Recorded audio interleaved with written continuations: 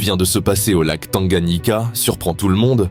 Une visite inattendue, discrète, presque secrète du vice-premier ministre de la Défense. Et pendant que personne ne s'y attendait, cette présence soulève une question brûlante. Le VPM Gukabombo arrive dans le Tanganyika sans bruit. Pas de tapis rouge, pas de médias. Juste une mission directe. Vérifier lui-même l'avancement des patrouilleurs militaires, construits pour sécuriser le lac. Il entre dans les ateliers, discute avec les techniciens, inspecte les moteurs, analyse les systèmes de surveillance. Il veut tout voir, tout comprendre.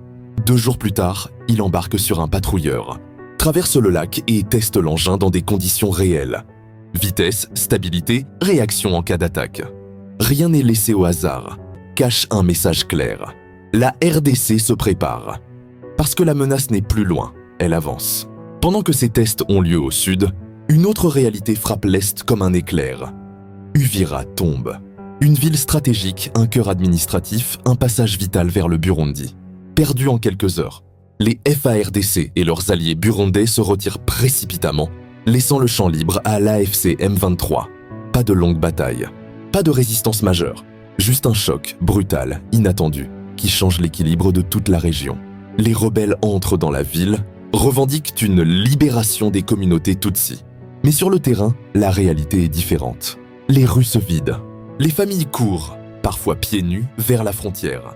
Plus de 20 000 personnes traversent en urgence vers le Burundi. Des enfants dans les bras, des sacs improvisés, des cris, de la panique. Une nouvelle crise humanitaire naît sous les yeux du monde. La chute d'Uvira n'est pas qu'un fait militaire. C'est un séisme géopolitique. Le Burundi perd son accès direct à la RDC. Les routes commerciales sont coupées. Les diplomates s'inquiètent. Et dans les coulisses, une rumeur persistante prend de la force. Kigali ouvrirait la voie au M23 pour atteindre le Grand Katanga. Une région riche, stratégique, vitale. Si ce scénario devient réel, alors c'est toute la colonne vertébrale économique du pays qui risque de s'effondrer. Sur le terrain, la peur grandit. Les habitants restés sur place vivent sous tension. Les ONG dénoncent des risques d'exaction. Les hôpitaux manquent de tout. Les déplacés bloquent les routes. Le chaos gagne du terrain. Et dans les capitales des Grands Lacs, on observe chaque mouvement, car ce conflit peut franchir les frontières à tout moment.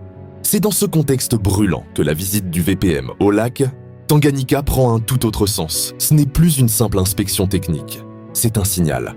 Cela montre que le gouvernement renforce ses positions, sécurise les points stratégiques, prépare les forces à un scénario plus large.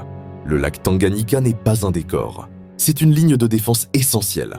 Un point de passage pour les hommes, les armes, les ravitaillements. Le perdre serait catastrophique. La situation évolue vite. Très vite, trop vite. Chaque jour apporte une nouvelle information inquiétante. Un village qui tombe.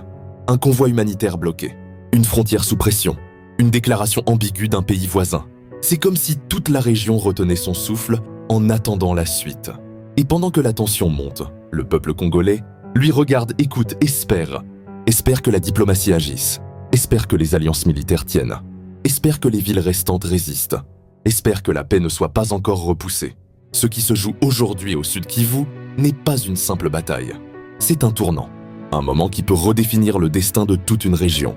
Et la visite du VPM au Tanganyika, même silencieuse, même discrète, montre que Kinshasa sait que l'heure est grave. L'histoire continue, et la suite pourrait tout changer.